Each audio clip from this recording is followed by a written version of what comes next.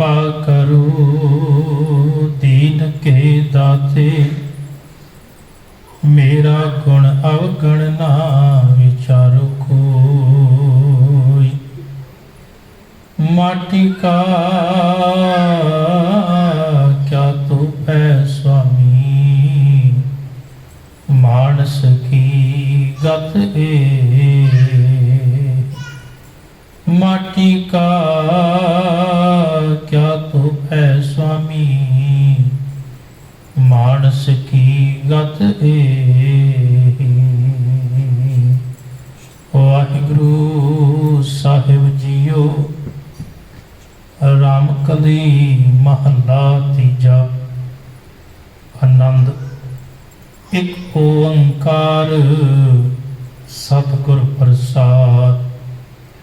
आनंद पिया मेरी माए, सतगुरु मैं पाया। सतगुर तां पाया सहज सेती, मन वजिया वाधाइया। राग रतना परवार परिया, शब्द गावण आइया। शब्दो तां गावो हरि केरा, मन जिनी वसाया। कह नानक आनंद हुआ, सतगुरु मैं पाया। कह नानक आनंद हुआ, सतगुरु मैं पाया।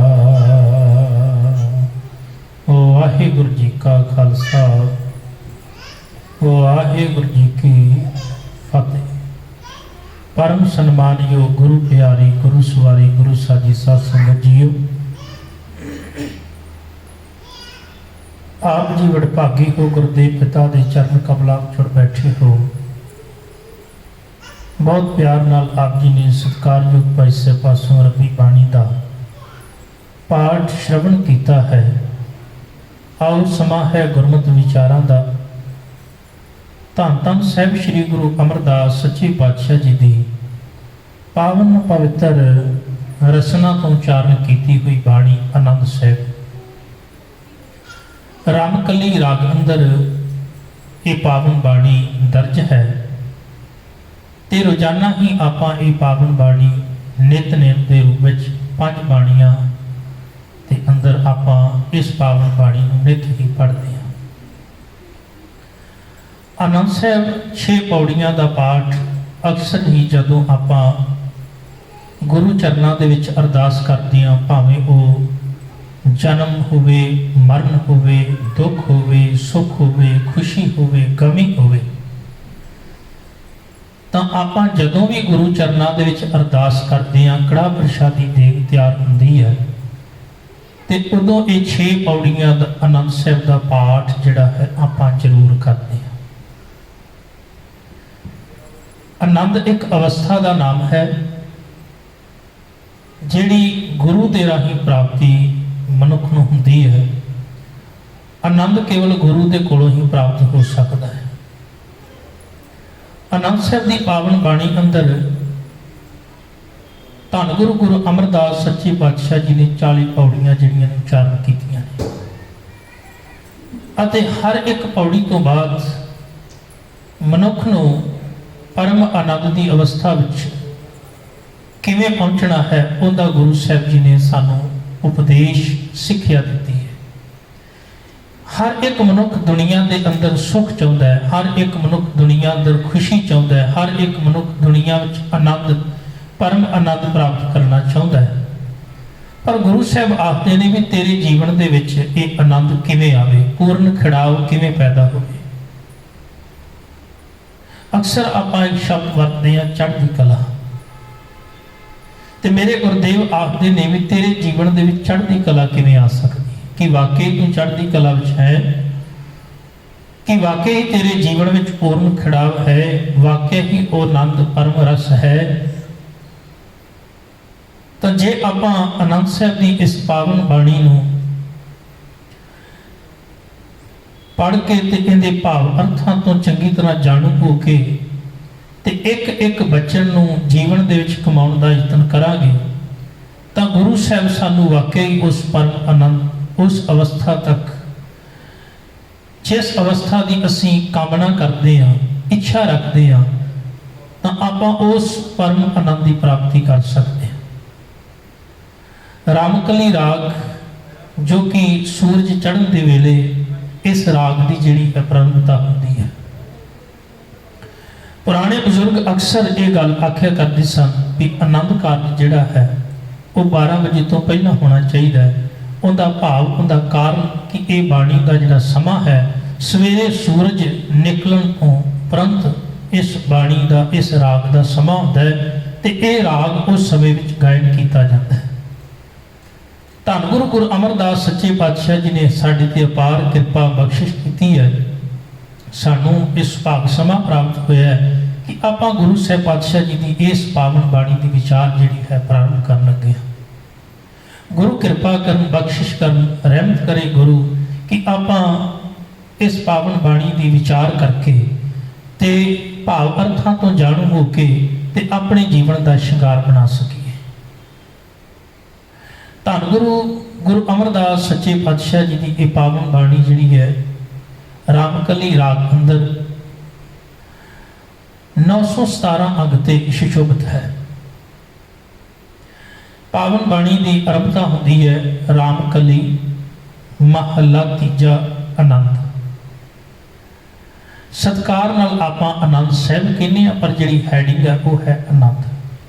ਬਾਣੀ ਦਾ ਨਾਮ ਹੈ ਰਾਮਕਲੀ, ਰਾਗ ਦਾ ਨਾਮ ਹੈ ਮਹੱਲਾ ਤੀਜਾ, ਤੀਜੇ ਮਹਿਲ। ਗੁਰੂ ਅਮਰਦਾਸ ਸੱਚੇ ਪਾਤਸ਼ਾਹ ਜੀ ਨੇ ਬਾਣੀ ਉਚਾਰਨ ਕੀਤੀ ਹੈ। ਆਨੰਦ ਇਸ ਪਾਵਨ ਬਾਣੀ ਦਾ ਨਾਮ ਹੈ। ਇੱਕ ਓੰਕਾਰ ਸਤਿਗੁਰ ਪ੍ਰਸਾਦ। ਇਹ ਸੰਖੇਪ ਰੂਪ ਵਿੱਚ ਮੰਗਲਾਚਰਨ ਹੈ। ਜਦੋਂ ਵੀ ਕਿਸੇ ਬਾਣੀ ਦੀ ਆਰੰਭਤਾ ਹੋਈ ਤਾਂ ਗੁਰੂ ਸਾਹਿਬ ਨੇ, ਜਿਵੇਂ ਕਿ ਅਕਸਰ ਹਮੇਸ਼ਾ ਹੀ ਮਹਾਂਪੁਰਸ਼ ਜਿਹੜੇ ਨੇ ਜਾਂ ਜਿਹੜੇ ਮਨੁੱਖ ਪਰਮਾਤਮਾ ਦੀ ਬੰਦਗੀ ਉਸਤਤ ਕਰਨ ਲੱਗਦੇ ਤਾਂ ਉਹਦਾ ਮੰਗਲਾਚਰਨ ਪਹਿਲਾਂ ਜਿਹੜਾ ਗਾਇਨ ਕਰਦੇ ਨੇ। ਤਾਂ ਇੱਥੇ ਵੀ ਗੁਰੂ ਸਾਹਿਬ ਪਾਤਸ਼ਾਹ ਜੀ ਨੇ ਪਹਿਲਾਂ ਉਸ ਪਰਮ ਪਿਤਾ ਪਰਮਾਤਮਾ ਪਰਮੇਸ਼ਰ ਦੀ ਗੱਲ ਕੀਤੀ ਹੈ। ਇੱਕ ਓੰਕਾਰ, ਪਰਮਾਤਮਾ ਇੱਕ ਹੈ, ਸਰਬ ਵਿਆਪਕ ਹੈ, ਹਰ ਥਾਂ ਤੇ ਸਮਾਇਆ ਹੋਇਆ ਹੈ, ਪਰਿਪੂਰਨ ਹੈ। ਸਤਿਗੁਰ ਪ੍ਰਸਾਦ, ਸਤਿਗੁਰ ਦੀ ਕਿਰਪਾ ਰਾਹੀਂ ਉਸ ਅਕਾਲ ਪੁਰਖ ਦੀ ਪ੍ਰਾਪਤੀ ਹੁੰਦੀ ਹੈ। ਅੱਗੇ ਮੇਰੇ ਸਾਹਿਬ ਕਿਰਪਾ ਕਰਦੇ ਨੇ, ਆਨੰਦ ਭਇਆ ਮੇਰੀ ਮਾਏ, ਸਤਿਗੁਰੂ ਮੈਂ ਪਾਇਆ। ਗੁਰਦੇਵ ਕਿਰਪਾ ਕਰਦੇ ਨੇ ਕਿ हे ਮਾਂ, ਜਦੋਂ ਤੋਂ ਮੈਨੂੰ ਪੂਰਾ ਗੁਰੂ ਮਿਲ ਗਿਆ ਹੈ, ਮੇਰੇ ਜੀਵਨ ਦੇ ਵਿੱਚ ਪੂਰਨ ਖਿੜਾਓ ਪੈਦਾ ਹੋ ਗਿਆ। ਮੈਨੂੰ ਆਨੰਦ ਦੀ ਪ੍ਰਾਪਤੀ ਹੋ ਗਈ ਜਦੋਂ ਗੁਰੂ ਦੀ ਪ੍ਰਾਪਤੀ ਹੁੰਦੀ ਹੈ। ਅਕਸਰ ਹੀ ਆਪਾਂ ਜਦੋਂ ਕਿਸੇ ਨੂੰ ਮਿਲਦੇ ਹਾਂ ਤੇ ਇਹ ਸ਼ਬਦ ਸਾਨੂੰ ਸੁਣਨ ਨੂੰ ਮਿਲਦਾ ਹੈ ਵੀ ਬਹੁਤ ਆਨੰਦ ਵਿੱਚ ਆ। ਹਾਲਾਂਕਿ ਆਨੰਦ ਇੱਕ ਅਵਸਥਾ ਦਾ ਨਾਂ ਹੈ ਤੇ ਗੁਰੂ ਸਾਹਿਬ ਪਾਵਨ ਬਾਣੀ ਅੰਦਰ ਕਿਰਪਾ ਵੀ ਕਰਦੇ ਨੇ ਕਿ ਵਾਕਿਆ ਹੀ ਤੂੰ ਆਨੰਦ ਵਿੱਚ ਹੈ, ਜਾਂ ਸ਼ਬਦੀ ਰੂਪ ਵਿੱਚ ਆਪਾਂ ਕਹਿ ਰਹੇ ਹੁੰਦੇ ਆ ਵੀ ਮੈਂ ਬੜਾ ਆਨੰਦ ਵਿੱਚ ਹਾਂ। ਕਿਸੇ ਵੀ ਸੱਜਣ ਨੂੰ ਆਪਾਂ ਪੁੱਛਦੇ ਹਾਂ ਵੀ ਕੀ ਹਾਲ ਚਾਲ ਹੈ, ਅੱਗੋਂ ਕਹਿੰਦਾ ਬਹੁਤ ਆਨੰਦ ਹੈ।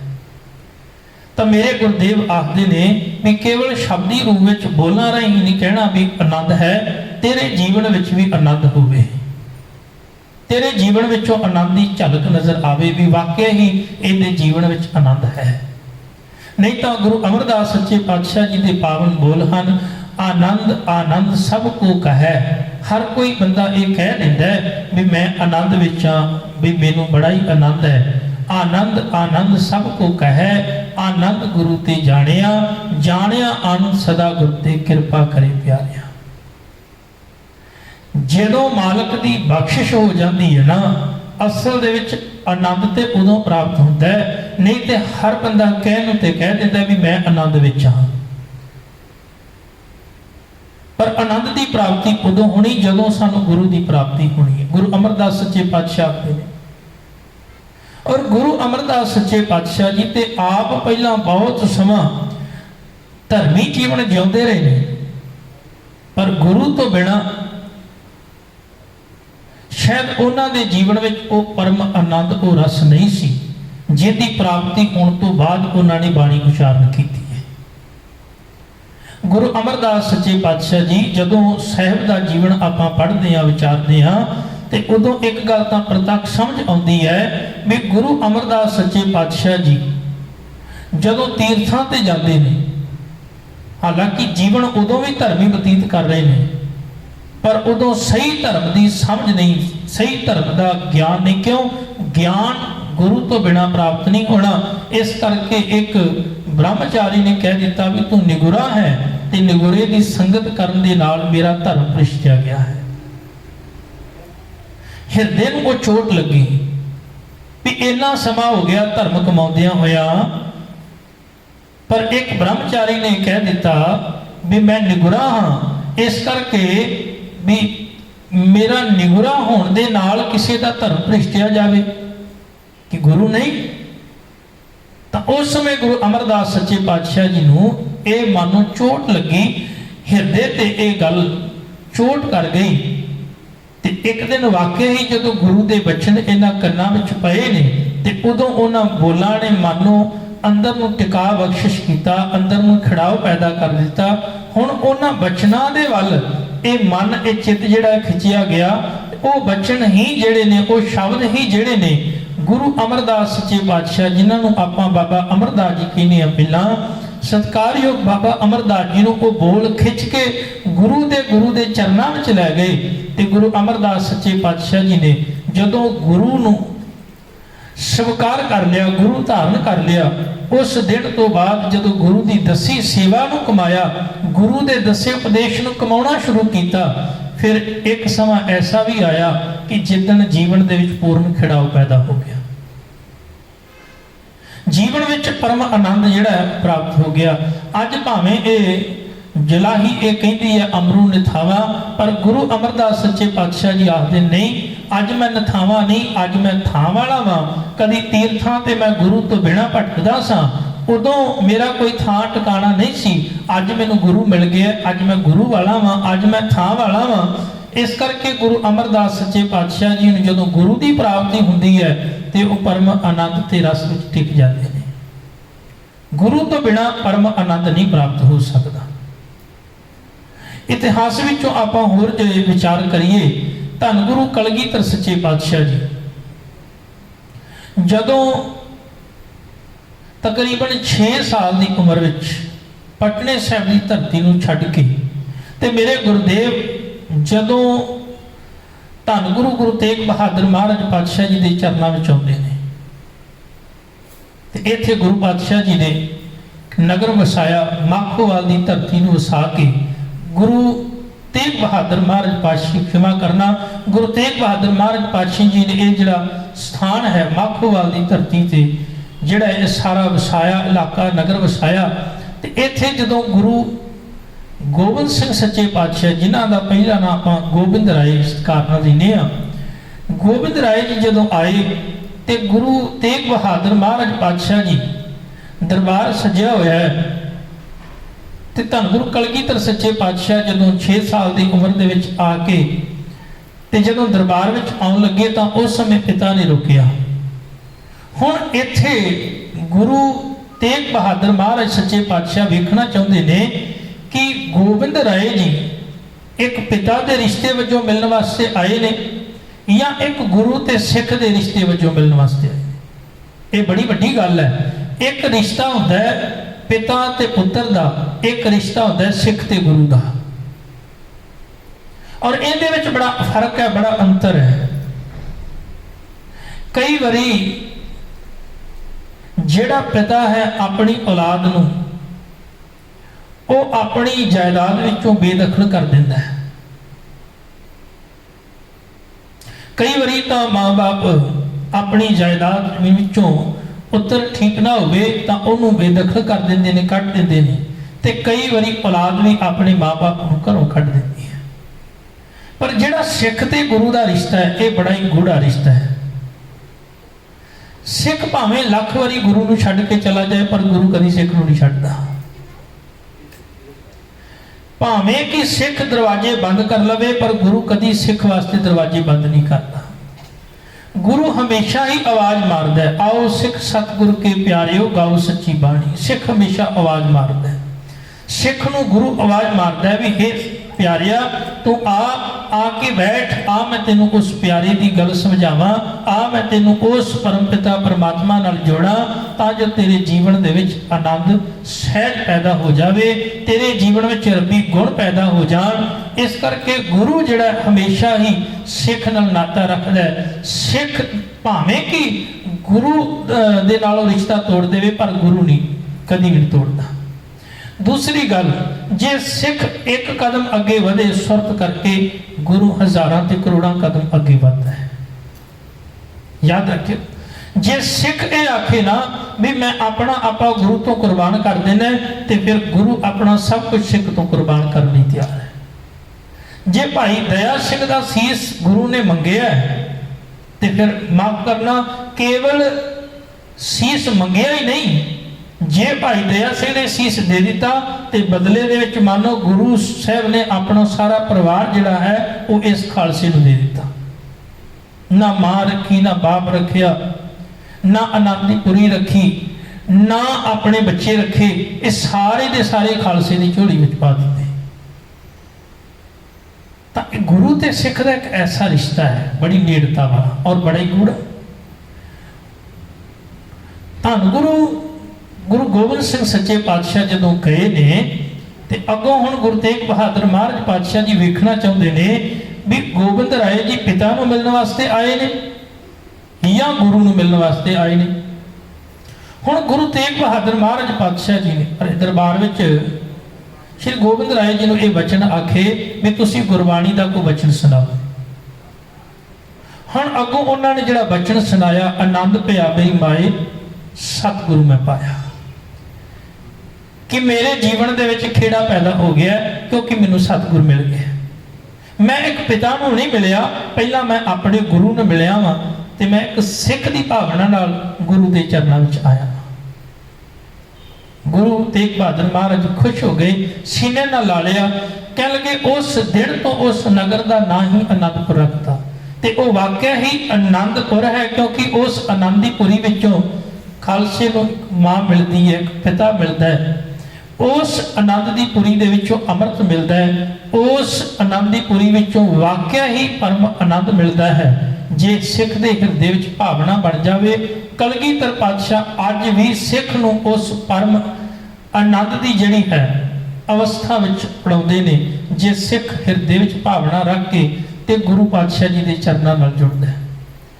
ਗੁਰੂ ਅਮਰਦਾਸ ਸੱਚੇ ਪਾਤਸ਼ਾਹ ਆਖਦੇ ਨੇ, ਬੜੀ ਕਿਰਪਾ ਕਰਦੇ ਨੇ, ਆਨੰਦ ਭਿਆ ਮੇਰੀ ਮਾਏ ਸਤਿਗੁਰੂ ਮੈਂ ਪਾਇਆ।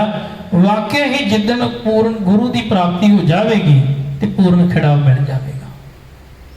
ਤੇ ਗੁਰੂ ਤੋਂ ਬਿਨਾਂ ਨਹੀਂ, ਗੁਰੂ ਤੋਂ ਬਿਨਾਂ ਆਨੰਦ ਦੀ ਪ੍ਰਾਪਤੀ, ਖਿੜਾਵ ਦੀ ਪ੍ਰਾਪਤੀ ਨਹੀਂ ਹੋ ਸਕਦੀ। ਫਿਰ ਆਨੰਦ ਦੀ ਅਵਸਥਾ ਕਿਹੋ ਜਿਹੀ ਹੁੰਦੀ ਹੈ? ਆਪਾਂ ਨੂੰ ਜੇ ਪੁੱਛੇ ਵੀ ਆਨੰਦ ਦੀ ਅਵਸਥਾ ਕਿਹੋ ਜਿਹੀ ਹੁੰਦੀ ਹੈ, ਪੂਰਨ ਖਿੜਾਵ ਦੀ ਅਵਸਥਾ ਕਿਹੋ ਜਿਹੀ ਹੁੰਦੀ ਹੈ? ਇੱਕ ਹੁੰਦਾ ਹੈ ਸੁਖ, ਜਾਂ ਸ਼ਬਦ ਵਰਤ ਲਓ ਖੁਸ਼ੀ। ਗੁਰਦੇਵ ਆਖਦੇ ਨੇ ਇਹ ਸੁਖ ਜਿਹੜਾ ਹੈ ਜਾਂ ਖੁਸ਼ੀ ਜਿਹੜੀ ਹੈ ਇਹ ਹਮੇਸ਼ਾ ਨਹੀਂ ਰਹਿ ਸਕਦੀ। ਕਦੀ ਵੇਖਿਆ ਹੋਵੇਗਾ ਬੰਦੇ ਦੇ ਜੀਵਨ ਵਿੱਚ ਕਦੀ ਦੁੱਖ ਹੈ, ਕਦੀ ਸੁਖ ਹੈ, ਕਦੀ ਦੁੱਖ ਹੈ ਫਿਰ ਸੁਖ ਹੈ। ਦੁੱਖ ਅਤੇ ਸੁਖ ਇਹ ਦੋ ਕੱਪੜੇ ਨੇ। ਕਦੀ ਮਨੁੱਖ ਸੁਖ ਦੇ ਕੱਪੜੇ ਪਹਿਨ ਲੈਂਦਾ ਹੈ, ਕਦੀ ਦੁੱਖ ਦੇ ਕੱਪੜੇ ਪਹਿਨ ਲੈਂਦਾ ਹੈ। ਕਦੀ ਦੁੱਖ ਦੇ ਕਦੀ ਸੁਖ ਦੇ। ਜੀਵਨ ਵਿੱਚ ਕਦੀ ਸੁਖ ਆਉਂਦਾ ਹੈ, ਕਦੀ ਦੁੱਖ ਆਉਂਦਾ ਹੈ, ਕਦੀ ਦੁੱਖ ਆਉਂਦਾ ਹੈ, ਕਦੀ ਸੁਖ ਆਉਂਦਾ ਹੈ। ਇਸੇ ਤਰ੍ਹਾਂ ਜੀਵਨ ਚੱਲਦਾ ਰਹਿੰਦਾ ਹੈ। ਕਦੀ ਮਨੁੱਖ ਸੰਸਾਰ ਦੇ ਵਿੱਚ ਰਹਿੰਦਾ ਹੋਇਆ ਦੁੱਖਾਂ ਨੂੰ ਆਪਣੇ ਜੀਵਨ ਵਿੱਚ ਹੰਢਾਉਂਦਾ ਹੈ ਤੇ ਕਦੀ ਸੁੱਖਾਂ ਨੂੰ ਹੰਢਾਉਂਦਾ ਹੈ। ਪਰ ਜਿਹੜੀ ਆਨੰਦ ਦੀ ਅਵਸਥਾ ਹੈ ਇਹ ਦੁੱਖ ਤੇ ਸੁੱਖ ਤੋਂ ਉੱਤੇ ਦੀ ਅਵਸਥਾ ਹੈ। ਇਹਨੂੰ ਮਹਾਰਾਜ ਪਾਤਸ਼ਾਹ ਜੀ ਨੇ ਬਾਣੀ ਦੇ ਵਿੱਚ ਖੋਲਿਆ ਕਿ ਜਿਹੜਾ ਮਨੁੱਖ ਆਨੰਦ ਦੀ ਪ੍ਰਾਪਤੀ ਕਰ ਲੈਂਦਾ ਹੈ ਉਹਦੇ ਜੀਵਨ ਦੇ ਵਿੱਚ ਕਿਹੋ ਜਿਹੀ ਅਵਸਥਾ, ਕਿਹੋ ਜਿਹਾ ਉਹਦਾ ਜੀਵਨ ਬਣਦਾ ਹੈ। ਗੁਰੂ ਤੇਗ ਬਹਾਦਰ ਮਹਾਰਾਜ ਪਾਤਸ਼ਾਹ ਜੀ ਦਾ ਬਚਨ ਹੁੰਦਾ ਹੈ, ਸਾਹਿਬ ਆਖਦੇ ਨੇ, ਜੋ ਨਰ ਦੁੱਖ ਮੈਂ ਦੁੱਖ ਨਹੀਂ ਮਾਨੈ, सुख स्नेह और भै नहीं जाके। जिहड़ा आनंद की अवस्था में टिक गया, वो कोई भी मनुख हो सकता है, वो दुख नूं फिर दुख करके नहीं जानता। जिंदे जीवन में आनंद है ना, वो फिर दुख नूं दुख करके नहीं जानता, ते सुख दे विच वो परमात्मा नूं विसारदा नहीं। वो सुख दे विच इन्ना लीन नहीं हो जाता, गलतान नहीं हो जाता कि वो परमात्मा नूं भुल जावे। वो सुख दे विच भी रब नूं याद रखदा है, वो दुख दे विच भी परमात्मा नूं याद रखदा है। दुख अते सुख तो उच्ची अवस्था हो जाती है। इहनूं आखिया आनंद। जो नर दुख में दुख नहीं मानै, सुख स्नेह और भै नहीं जाकै, कंचन माटी मानै। उहदे अंदरों डर जिहड़ा है वो खत्म हो जाता है। दुख दा जिहड़ा डर है मनुख के जीवन में सदा ही बनिया रहता है। मैं किते दुखी ना होवां, दुख ना आ जान, कोई परेशानी ना आ जावे, आदक दे नाल मनुख हमेशा भै विच रहिंदा है। साहिब आखदे मनुख दे अंदरों भै भी खत्म हो जाता है जदों आनंद दी अवस्था विच टिकदा है। फिर अगली गल गुरुदेव आखदे ने कि वो मनुख अमीर ते गरीब दी जिहड़ी है मन दे विच सोच वो खत्म हो जाती है। भेदभाव खत्म हो जाता है मनुख के जीवन विचों जदों वो सहज ते आनंद की अवस्था विच पहुंचता है। अगे गुरुदेव कृपा करते हैं, उस निंदा जाकै लोभ मोह अभिमाना, हरख सोग ते रह न्यारो नाहे माना। वो निंदिया ते चुगली दे राह तो भी अपने आप को बचा लेता है। लोभ अते मोह तो अपने आप की रखिया कर लेंदा है, वो इन्हां तो उत्ते उठ जाता है। खुशी अते गमी तो उत्ते जीवन बतीत करता है। हर सोग ते रह न्यारो ना ये माना, मान ते अपमान तो भी उच्चा हो जाता है। जिस मनुख के जीवन में सहज आ गया, आनंद आ गया, वो मनुख फिर कोई उनकी निंदिया करे तां भी कोई फर्क नहीं, कोई वडियाई करे तां भी फर्क नहीं, कोई उन्हें चंगा आखे तां भी नहीं, मंदा आखे तां भी नहीं। वो इन्हां सारियां गल्लां तो उच्ची अवस्था का मालक बन। फिर मेरे गुरुदेव आखते ने हर सोगते रह न्यारो ना ही माना। ते ऐसे मनुख के हृदय विच ब्रह्म का निवास हो जाता है। जिस मनुख के हृदय विच ब्रह्म का निवास हो गया, समझो ऐसे मनुख ते गुरु की कृपा है। जदों मनुख गुरु के उपदेश को कमाउंदा होया परमात्मा के चरणों नाल जुड़ जाता है, जुड़े हुए मनुख के विच परम आनंद जिहड़ा उन्हें प्राप्त हो जाता है। जुड़िया होया मनुख ही परम आनंद नूं मान सकता है, टुटिया होया मनुख नहीं। जिहड़ा रब दे नाल जुड़िया है, जिहड़ा गुरु की बाणी राही परमेश्वर के चरणों नाल जुड़ गया, उहदे जीवन विच परम आनंद है। जिहड़ी चीज अपने मूल नाल जुड़ी हुई है वही आनंद विच है, जिहड़ी टुट गई वो तो आनंद खत्म हो गया। फिर जिहड़ा दरख्त अपनिया जड़ा मूल नाल जुड़िया होया वो तो हरा भरा है। तां ही मेरे गुरुदेव पातशाह जी अखीर ते जाके एक ओंकार तो गल शुरू होती है, पर जिथे गुरबाणी दी आपां वेखदे हां समाप्ति होती है, अखीर ते जाके गुरु अर्जन देव महाराज पातशाह जी आखदे ने कि जिन्ना चिर मेरा अंदरों चित अकाल पुरख परमात्मा के चरणों नाल जुड़िया रहिंदा है, उन्ना चिर कह लगे मेरे अंदर खिड़ाव जिहड़ा सदी बनिया रहिंदा है। ते जदों उस तो दूर होवे ते वो खिड़ाव जिहड़ा खत्म हो जाता है, खेड़ा खत्म हो जाता है। तो अपने मूल के नाल जुड़ के रहना ही खेड़े की प्राप्ति है। अपने मूल तो टुट जाना, इन गुरु साहब पावन बाणी अंदर इस तरह आखते ने, परमेश्वर ते भुलिया व्यापन सभे रोग, वेमुख हुए राम ते लगन जन्म जोग। जेड़ा मनुख वेमुख हो जाता है फिर उनके जीवन में आनंद की अवस्था नहीं रही। आनंद की अवस्था रही उदों जो बंदा मूल नाल जुड़िया होया। अपने मूल नाल जुड़ के रहना ही आनंद की प्राप्ति है। सिख इतिहास के एक बड़ी प्यारी मिसाल मिलती है। भाई मनी सिंह जी जदों उन्हों का आप जीवन पढ़ते हैं तो उन्हों का सारा जीवन ही आनंद नाल भरिया हुआ है। अखीर जदों उन्होंने बंद कट्टण का हुक्म होया ते उन्होंने उम्र काफ़ी हो चुकी है। सामने बैठा होया जलाद जिहड़ा है जदों हाथ दे विच ਤਿੱਖਾ ਟੋਕਾ ਫੜ ਕੇ ਹੱਥ ਦੀ ਜਦੋਂ ਉਹਨੇ ਬੰਦ ਕੱਟਣੇ ਆ ਤਾਂ ਪਹਿਲਾਂ ਤਾਂ ਉਹਨੇ ਭਾਈ ਮਨੀ ਸਿੰਘ ਜੀ ਨੇ ਇੱਕ ਗੱਲ ਆਖੀ, ਕਹਿਣ ਲੱਗਾ ਵੀ ਮੈਂ ਇੱਕ ਗੱਲ ਸੁਣੀ ਹੈ, ਉਹ ਇਹ ਕਹਿੰਦੇ ਵੀ ਤੁਹਾਡੇ ਗ੍ਰੰਥ ਦੇ ਵਿੱਚ ਇਹ ਗੱਲ ਲਿਖੀ ਹੋਈ ਹੈ ਵੀ ਮਨੁੱਖਾ ਜਨਮ ਜਿਹੜਾ ਹੈ ਬਾਰ-ਬਾਰ ਨਹੀਂ ਮਿਲਦਾ, ਇਹ ਜਿਹੜਾ ਮਨੁੱਖਾ ਜਨਮ ਹੈ ਬੜਾ ਕੀਮਤੀ ਹੈ, ਬਾਰ-ਬਾਰ ਨਹੀਂ ਮਿਲਦਾ। ਭਾਈ ਮਨੀ ਸਿੰਘ ਜੀ ਨੇ ਆਖਿਆ, ਕਹਿ ਲਗੇ ਗੱਲ ਸੱਚ ਹੈ ਵੀ ਇਹ ਮਨੁੱਖਾ ਜਨਮ ਜਿਹੜਾ ਹੈ ਬੜਾ ਕੀਮਤੀ ਹੈ ਤੇ ਬਾਰ-ਬਾਰ ਨਹੀਂ ਮਿਲਦਾ। ਰੱਬੀ ਬਾਣੀ ਦਾ ਬਚਨ ਹੈ, ਕਬੀਰ ਮਾਨਸ ਜਨਮ ਦੁਲੰਭ ਹੈ ਹੋਈ ਨਾ ਬਾਰੇ ਬਾਰ, ਇਹ ਦੁਬਾਰਾ ਨਹੀਂ ਮਿਲਦਾ, ਬਲਕਿ ਇਹ ਤਾਂ ਉਸ ਫਲ ਵਰਗਾ ਜੇ ਟਾਹਣੀ ਨਾਲ ਲੱਗਾ ਹੋਇਆ ਪੱਕ ਕੇ ਡਿੱਗ ਜਾਵੇ ਥੱਲੇ, ਮੁੜ ਉਹ ਫਲ ਫਿਰ ਨਹੀਂ ਲੱਗ ਸਕਦਾ, ਉਹ ਜੁੜ ਨਹੀਂ ਸਕਦਾ ਟਾਹਣੀ ਨਾਲ। ਇਹ ਜ਼ਿੰਦਗੀ ਮਿਲੀ ਹੈ, ਇਹ ਬਾਰ-ਬਾਰ ਨਹੀਂ ਮਿਲਦੀ। ਦੂਸਰੀ ਗੱਲ ਉਹਨੇ ਆਖੀ ਵੀ ਭਾਈ ਮਨੀ ਸਿੰਘ ਜੀ, ਜੇ ਇਹ ਮਨੁੱਖਾ ਜਨਮ ਇੰਨਾ ਕੀਮਤੀ ਹੈ, ਦੁਬਾਰਾ ਨਹੀਂ ਮਿਲਦਾ, ਤੇ ਫਿਰ ਮੈਂ ਇਹ ਕਹਿਣਾ ਆ ਵੀ ਤੁਸੀਂ ਇਹ ਸਿੱਖੀ ਵਾਲਾ ਰਾਹ ਛੱਡ ਦਿਓ, ਜਿੰਨਾ ਕੁ ਸਮਾਂ ਹੋਰ ਬਾਕੀ ਤੁਹਾਡਾ ਬਚਿਆ ਹੈ ਤੇ ਉਹ ਸਮਾਂ ਵੀ ਤੁਸੀਂ ਆਪਣਾ ਬਤੀਤ ਕਰੋ। ਅਕਸਰ ਸਮਾਜ ਦੀ, ਸੰਸਾਰ ਦੀ ਇੱਕ ਸੋਚ ਜਿਹੜੀ ਆ ਉਹ ਬਣ ਗਈ ਵੀ ਇਹ ਜੱਗ ਮਿੱਠਾ ਅਗਲਾ ਕਿਨੇ ਡਿੱਠਾ, ਵੀ ਇਹ ਸੰਸਾਰ ਦੇ ਵਿੱਚ ਜਿੰਨੀਆਂ ਮੌਜ ਮਸਤੀਆਂ ਕਰ ਲੀਆਂ ਨੇ ਕਰ ਲੋ, ਅਗਲਾ ਕਿਨੇ ਵੇਖਿਆ, ਅੱਗੇ ਫਿਰ ਕਿਨੇ ਵੇਖਿਆ ਜੀਵਨ, ਅੱਗੇ ਕਦੇ ਜੀਵਨ ਮਿਲਣਾ ਹੈ ਕਿ ਨਹੀਂ ਮਿਲਣਾ, ਬਸ ਇੱਥੇ ਜਿੰਨੇ ਵੀ ਸੰਸਾਰ ਦੇ ਪਦਾਰਥ ਨੇ ਭੋਗ ਲਵੋ, ਜਿੰਨੀ ਮੌਜ ਮਸਤੀ ਕਰਨੀ ਕਰ ਲੋ, ਅੱਗੇ ਫਿਰ ਕਿਨੇ ਵੇਖਿਆ। ਇਹ ਸੋਚ ਬਣ ਗਈ ਸਮਾਜ ਦੇ ਲੋਕਾਂ ਦੀ। ਪਰ ਗੁਰੂ ਸਾਹਿਬ ਆਖਦੇ ਨਹੀਂ ਭਾਈ, ਇਹ ਗੱਲ ਹਮੇਸ਼ਾ ਯਾਦ ਰੱਖੀ, ਇਹ ਤੂੰ ਕਹਿਣਾ ਆ ਵੀ ਇਹ ਸੰਸਾਰ ਵਿੱਚ ਜੋ ਵੀ ਤੂੰ ਕਰੇਗਾ ਤੇ ਸ਼ਾਇਦ ਅਗਲਾ ਤੈਨੂੰ ਜਨਮ ਨਹੀਂ ਮਿਲੇਗਾ ਜਾਂ ਅੱਗੇ ਕੀ ਹੋਵੇਗਾ। ਗੁਰਦੇਵ ਆਖਦੇ ਨਹੀਂ ਭਾਈ, ਇਹ ਸੰਸਾਰ ਵਿੱਚ ਕੀਤੇ ਹੋਏ ਤੇਰੇ ਹਰ ਇੱਕ ਕਰਮਾਂ ਦਾ ਲੇਖਾ ਜੋਖਾ ਅੱਗੇ ਤੈਨੂੰ ਭੁਗਤਣਾ ਪਵੇਗਾ। ਹੁਣ ਭਾਈ ਮਨੀ ਸਿੰਘ ਜੀ ਨੂੰ ਜਦੋਂ ਇਹ ਬਚਨ ਆਖਿਆ ਤੇ ਭਾਈ ਮਨੀ ਸਿੰਘ ਜੀ ਨੇ ਆਖਿਆ ਵੀ ਇਹ ਗੱਲ ਤਾਂ ਠੀਕ ਹੈ ਵੀ ਗੁਰੂ ਗ੍ਰੰਥ ਸਾਹਿਬ ਦੀ ਬਾਣੀ ਵਿੱਚ ਲਿਖਿਆ ਹੈ ਵੀ ਇਹ ਜੀਵਨ ਦੁਬਾਰਾ ਨਹੀਂ ਮਿਲਦਾ, ਪਰ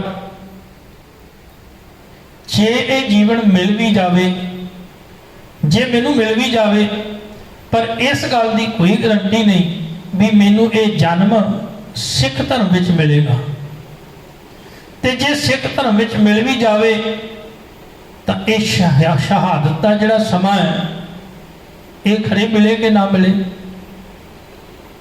ਹੁਣ ਉਹਨੇ ਜਲਾਦ ਨੇ ਆਖਿਆ ਵੀ ਠੀਕ ਹੈ। ਫਿਰ ਜਲਾਦ ਨੇ ਜਦੋਂ ਇਥੋਂ ਗੁੱਟ ਫੜਿਆ, ਇਥੋਂ ਵੱਢਣ ਲੱਗਾ ਤੇ ਭਾਈ ਮਨੀ ਸਿੰਘ ਨੇ ਹੱਥ ਫੜ ਲਿਆ। ਜਲਾਦ ਨੇ ਸੋਚਿਆ ਵੀ ਸ਼ਾਇਦ ਹੋ ਸਕਦਾ ਹੈ ਵੀ ਮਨ ਜਿਹੜਾ ਹੈ ਉਹ ਬਦਲ ਗਿਆ ਹੋਵੇ, ਵੀ ਤੂੰ ਮੇਰਾ ਨਾਂ ਵੱਢ ਬੰਦ। ਭਾਈ ਮਨੀ ਸਿੰਘ ਨੇ ਆਖਿਆ ਵੀ ਤੈਨੂੰ ਹੁਕਮ ਹੋਇਆ ਬੰਦ ਕੱਟਣ ਦਾ, ਪਰ ਤੂੰ ਤੇ ਗੁੱਟ ਤੋਂ ਵੱਢ ਰਿਹਾ ਤੇ ਬੰਦ ਇੱਥੋਂ ਸ਼ੁਰੂ ਹੁੰਦਾ ਹੈ। ਬੰਦ ਕਹਿੰਦੇ ਜੁਆਇੰਟ ਨੂੰ, ਜੋੜ ਨੂੰ। ਕਹਿਣ ਲੱਗੇ ਹੁਕਮ ਹੋਇਆ ਇੱਕ ਜੁਆਇੰਟ ਨੂੰ ਵੱਖ ਕਰਨ ਦਾ, ਬੰਦ ਕਰਨ ਦਾ, ਪਰ ਤੂੰ ਤਾਂ ਇੱਥੋਂ ਗੁੱਟ ਤੋਂ ਵੱਢ ਰਿਹਾ। ਹੁਣ ਜਦੋਂ ਉਹ ਵੱਢਣ ਲੱਗਾ